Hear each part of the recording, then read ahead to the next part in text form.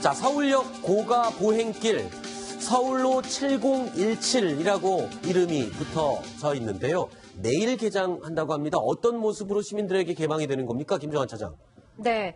고가도로가요, 공중의 어떤 정원이 돼서 서울의 새로운 명소로 거듭나게 되는데요. 네. 바로 내일 이제 개장을 합니다. 서울로 7017이라고 명명되었고요. 여기서 이제 계절마다 축제도 열리고 각양각색의 공연도 펼쳐지고 해서 뉴욕의 하이라인 파크를 벤치마킹했다 해서 지금 시민들이 이곳에 쏠리는 이목이 쏠쏠합니다. 네. 그러니까 여기는 이제 차가 다니지 못하고 오직 사람들만 걸어 다닐 수 있는 이제 보행로로 이제 다시 태어난 건데. 주변에 꽃도 있고 나무도 있고 또 쇼핑할 수도 있고 한번 벌써 가보셨군요. 아니 저는 이제 외신에서도 벌써 관심들이 꽤 크더라고요. 그래서 외신에서 이미 한번 가본 기자가 쓴 기행문을 꼼꼼히 읽어보고 나왔습니다. 네, 어떻답니까? 저도 이제 가보겠지만 뭐 그렇게 좋답니까? 날씨도 요즘 좋고 하니까. 날씨하고 어우러져서 뭐 1시간, 2시간 충분히 투자할 만한 가치가 있다는 그런 얘기들을 많이 하더라고요. 기대가 내일 개장이니까 내일 한번 저도 가봐야 되겠네요. 그런데 이 오늘 박원순 시장이요, 서울역 고가 보행길을 만든 이유에 대해서 직접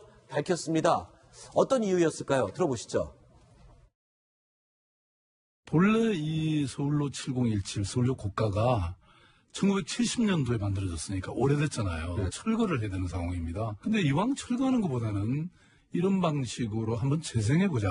이렇게 시작된 게 서울로 아이디어고, 그리고 새로 짓는 것보다는 돈도 훨씬 적게 들고 하이라인이라고 있죠. 근데 거기뿐만 아니고 파리도 있고 요새 전 세계가 이런 게 하나의 트렌드입니다. 뺏기신 거구나.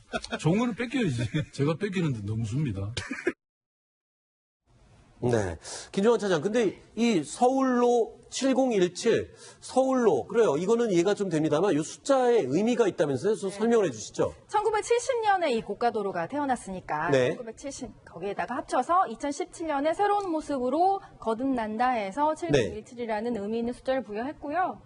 뭐 이야기하셨듯이 무조건 베끼면 안 된다. 뭐 이런 얘기를 하실 것 같은데 트렌드라는 거 맞고요. 그러니까 새로운 것을 처음부터 창조하는 게 아니라 이전에 있었던 것을 다시 새롭게 만들어서 또 다른 의미를 부여하는 일종의 리사이클링이라고 하죠. 그런 개념으로 아마 도시계획도 지금 전 세계적인 트렌드가 옮겨가고 있는 것 같습니다. 그렇죠.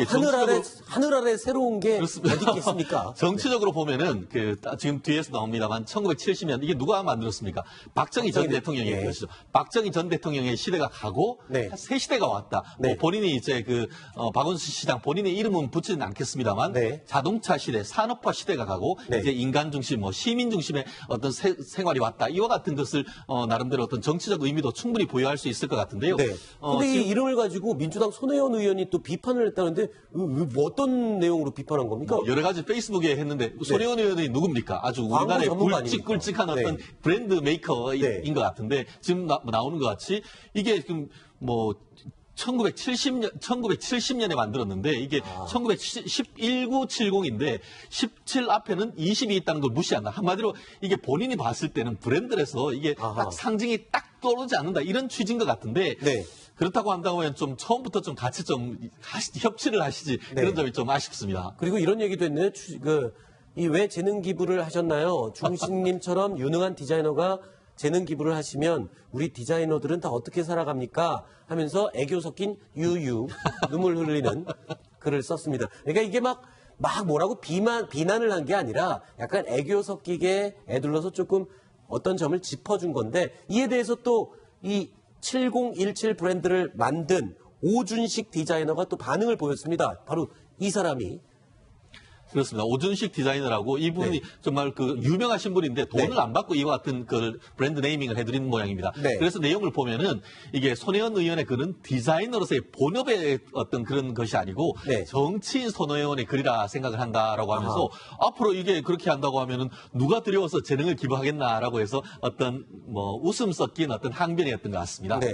자, 그런데 이 서울로 한번 걷고 싶습니다만 저 서울로 위에 설치된 또 조형물 때문에 시끄럽다고요? 뭐 어떤 조형물인데 그렇습니까? 네, 일명 슈즈 트리인데요. 아, 지금 저건가요? 화면 속이죠. 네네. 그러니까 사람들이 신다 버린 신발 네. 또는 버려진 신발을 저렇게 이용해서 커다란 슈즈 트리, 일종의 트리를 만들었는데 네. 이제 작가 향보는 이렇습니다. 디자이너 황지혜 작가의 재능 기부죠. 이것도 네. 작품인데 100m 걸쳐서 조성이 되면서 이제 앞으로 20일간 선보일 예정이지만 이거 자체에 대해서 조금 기다려 달라. 이제 그 하일랜드 고가도로가 새로운 모습을 단장을 해서 내일 개장을 하면 또 저것도 잘 조화로운 모습으로 새롭게 또 보여질 것이라고 하지만 현재로서는 지나가는 행인들은 저게 뭐냐, 냄새도 나고 좀 흉물스럽다. 그리고 그런 거 있지 않습니까? 약간 버리다, 쓰다 버린 어떤 신발에 대한 의미 부여를 굳이 하자면 썩 좋은 그런 심볼은 아니잖아요. 네. 그러다 보니까 아무래도 이래저래 논란이 있는 것 같은데요.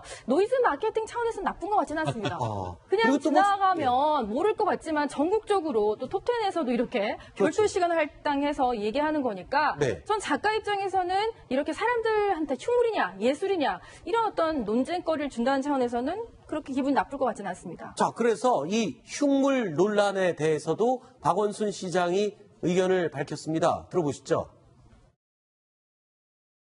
예술품이라는 게 반드시 보여야 되는 것은 아니죠. 에펠탑 있죠? 예. 그게 처음 만들어지고 나서 비판이 엄청 많았대요. 그렇습니다. 근데 지금 뭐 에펠탑 누구나 가서 사진 찍고 올라가 보잖아요. 예술이라는 것은 아까 말씀하신 것처럼 사람에 따라 좀 다르니까 뭐 그렇게 또 완성이 안 된 상태라서 그렇다는데 완성되면 좀 달라질 거라고 그러네요. 지금 많은 논란이 되고 있는데 작업이 아직 마쳐지지도 않는 상황에서 흉물인지 어쩌면 어떤 예술가가 정말 어떤 이야기를 하고 싶어 하는 것인지 조금만 인내심을 가져주신다면 그런 바람이 듭니다. 다 설치를 하고 난 다음에 소독을 한번 할 생각이고요. 그리고 지금 방향신문을 좀 많이 디스플레이 해 놓았기 때문에 황 작가의 얘기는 또 이렇습니다. 이제 이 고가도로가 새로운 어떤 테마파크로 거듭이 났잖아요. 네. 그러니까 버려진 신발 자체도 새로운 어떤 모습으로 저렇게 슈즈 트리로 거듭나는 거 이것이 조화로운 어떤 또 다른 메시지를 전하고자 하는 거니까 네. 조금만 기다려 달라고 하니까 시민 여러분도 조금 기다려 주는 것도 방법일 것 같습니다. 네, 일단 네. 냄새는 조금 난다는 얘기네요. 아, 실제로 냄새가 난답니까? 아니, 방향제 뭐 이게 뿌린다고 하니까. 아, 그렇게 가보진 신던 않았는데, 신발이어서. 네, 근데 이제 종합예술 차원에서는 그런 후각적인 부분도 생각을 하겠죠.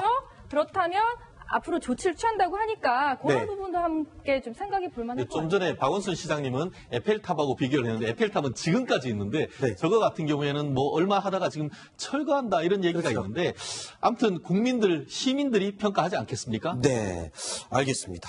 자, 그리고 이 서울로 7017은 한때 박원순 시장이 대선에 도전하기 위해서 어떤 브랜드화 시키는 게 아니냐 이런 논란도 있었는데 대선을 포기하면서 그 진실성도 또 인정을 받는 그런 또 시설이죠. 자, 그런데 자, 지방선거가 있습니다. 내년에. 그래서 내년에 이번 대선에는 불출마를 했지만 서울시장 3선에 혹시 도전하겠냐라는 질문에 박원순 시장이 이렇게 답했습니다. 서울시장 또 나오십니까? 지겹게? 아니, 그런데 절대 안 넘어가요. 이제 열심히 고민해보고 한 연말쯤에 네. 결정을 할까 싶습니다. 또 뭐 제가 하고 싶다고 또 반드시 된다는 법도 없잖아요. 그 자리를 노리는 분들이 많은 걸로 제가 들었는데. 맞아요. 듣고 계시는군요. 네. 많다는 걸. 얘기들 당연히 듣죠. 저도 기가 두 개인데. 그런 유도신문 자꾸 하시지 마세요. 도시장 네. 방금 나오면서 또 아세안 특사로 네, 지금 이제 특사 외교가 본격화되고 있는데요. 네. 문재인 대통령이 박원순 시장을 아세안 특사로 파견한다는 이야기가 방금 전해지고 있는데요. 네. 아세안 지역에 이제 베트남이나 다른 말레이시아 등등 의장국들과 다른 지역의 그 국가들하고 폭넓은 외교 네. 인맥을 구성하고 있기 때문에 네. 한류뿐만 아니라 다양한 외교적인 어떤 노력을 해줄 수 있을 거란 기대감을 나타냈다고 합니다. 네, 알겠습니다. 자, 뉴스탑 10 팀이 고른 8번째 소식, 8위 소식 어떤 내용이 있는지 확인해 보시죠.